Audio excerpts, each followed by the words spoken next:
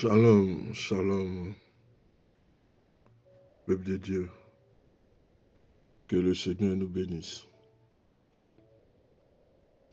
Le thème que je veux voir avec vous, l'amour est divin. Celui qui n'aime pas ne vient pas de Dieu.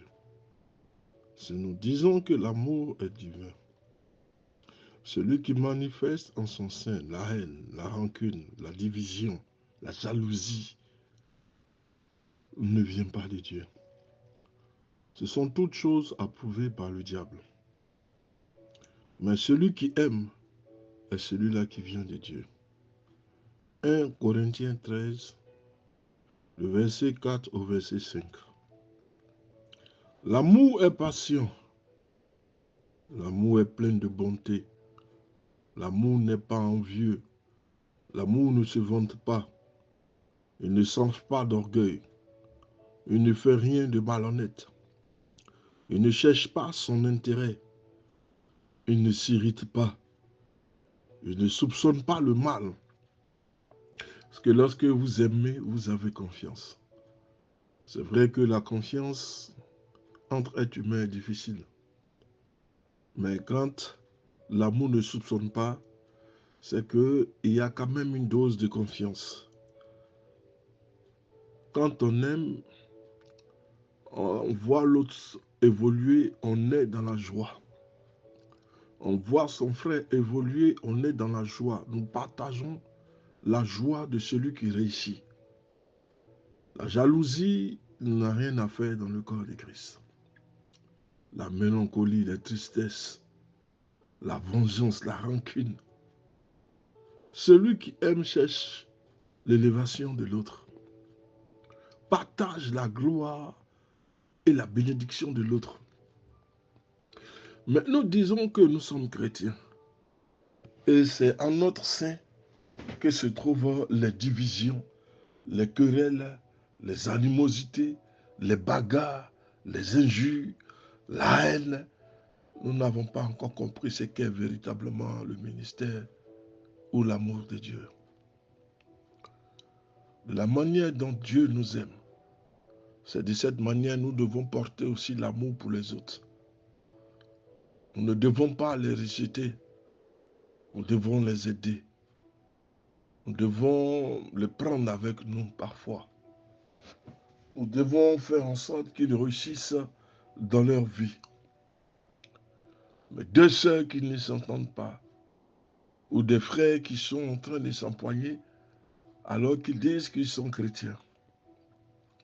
Le passage que nous venons de lire, c'est un passage qui est souvent lu dans les cérémonies de mariage. Nous avons tellement l'habitude d'entendre ces mots que nous avons tendance à ne plus les assimiler. Nous pensons même parfois que ces versets s'adressent seulement aux couples mariés. Il n'y a que lors de ces cérémonies que ces versets sont évoqués.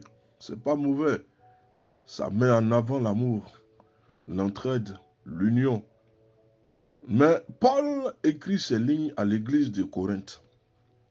Lorsque Paul écrivait ces lignes, c'était la déchirure à Corinthe. L'église était devenue une sorte de, comment j'allais dire, de désordre. Chacun faisait dans l'église ce qu'il voulait. La Sainte Seine, en tout cas tous les sacrements bibliques et toutes les ordonnances divines, spirituelles, étaient bâclées à l'église de Corinthe. Donc Paul écrit ces lignes à l'église de Corinthe. L'église de Corinthe, comme je disais tantôt, vivait des moments difficiles à cause des divisions, des conceptions divergentes sur ce qu'est un comportement acceptable devant les non-chrétiens et entre les chrétiens. Devant les non-chrétiens, nous sommes en train de nous injurier, de nous bagarrer, à chercher à savoir qui a le plus d'autorité et de puissance que l'autre, à démontrer que tel autre a plus d'églises, de fidèles que l'autre. Et devant les chrétiens, non seulement devant les non-chrétiens, nous sommes en train de nous bagarrer, mais entre nous chrétiens, c'est encore la déchirure totale. Les gens s'asseyent dans l'église par affinité. Non. Paul a écrit ceci parce que l'église de Corinthe, comme je disais, connaissait des divisions et développait des conceptions divergentes, non seulement devant les non-chrétiens, mais entre les chrétiens. Dans le but d'intégrer ce que Paul dit ici dans notre vie intellectuelle de chrétiens, afin d'être transformés dans notre façon de penser, de réagir, de gérer nos relations avec les autres, nous pouvons essayer de nous approprier ce texte en utilisant des méthodes qui vont rendre ces deux versets plus concrets et nous aider à nous remettre en question. Est-ce que réellement je développe l'amour vis-à-vis de mon prochain? Ne suis-je pas mécontent ou ingrat quand je vois que Dieu a élevé un de mes frères en Christ?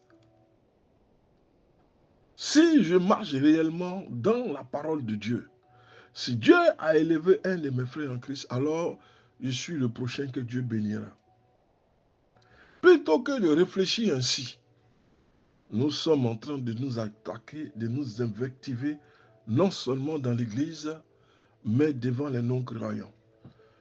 Quand nous avons ce genre de comportement, comment les non-croyants vont-ils adhérer au christianisme?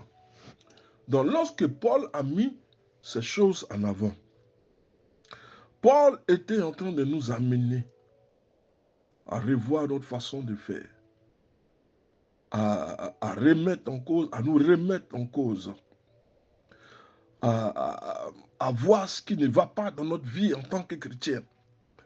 Parce que l'église de Corinthe était complètement divisée. Donc Paul, en disant ici, nous amène à une transformation profonde, à changer notre mode de penser et d'agir, à gérer nos relations avec les autres. Nous pouvons nous approprier en utilisant une méthode qui va rendre ces deux versets plus concrets et nous aider à nous remettre en question. Paul parle d'une remise en question à tout niveau.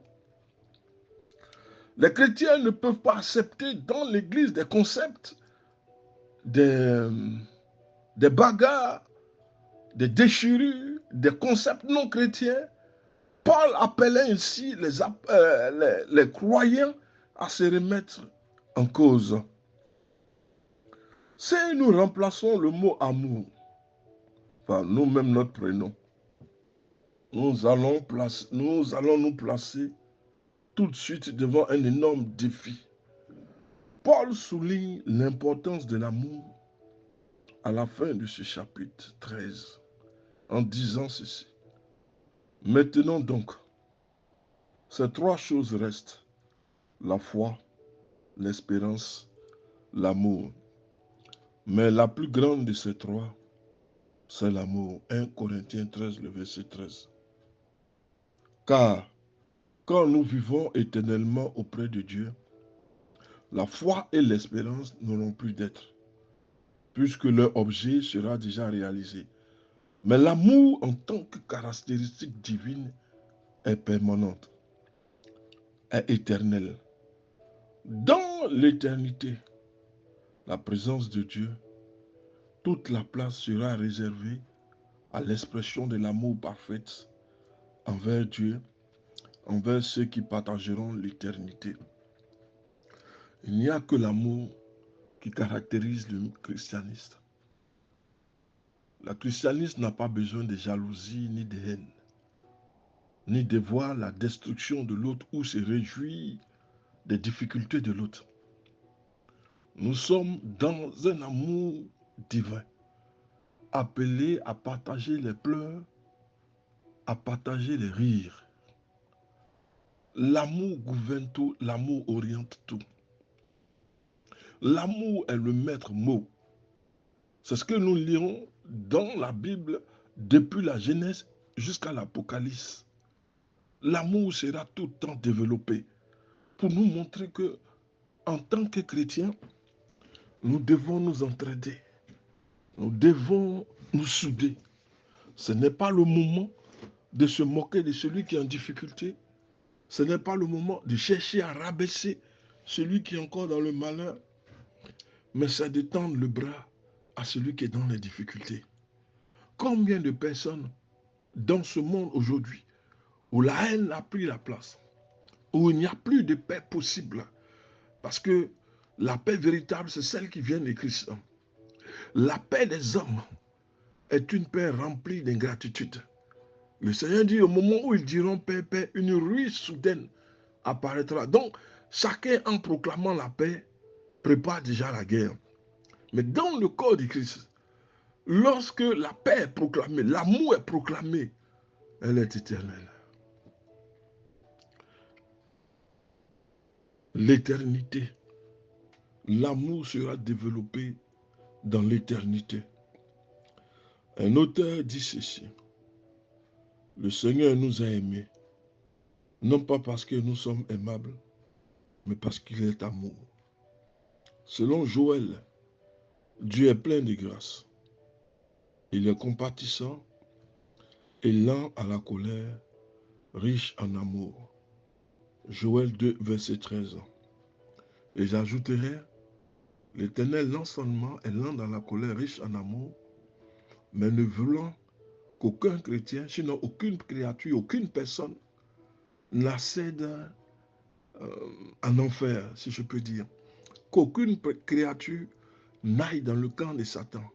Dans sa richesse, dans son amour, l'Éternel veut toutes ces créatures avec lui. Qu'aucune d'elles ne périsse, mais que tous parviennent à la connaissance de la gloire de Dieu. Dans les versets précédents, Joël appelle le peuple de Dieu à la repentance. L'Éternel lui déclare, revenez donc à moi, revenez donc à moi, revenez de tout votre cœur avec le jeûne, avec des larmes, des lamentations, déchirez votre cœur et non vos vêtements. Revenez à l'Éternel, lui qui est votre Dieu. Que le Seigneur nous bénisse et que sa gloire soit sur votre vie. Je bénis l'Éternel de ce que son amour est infini.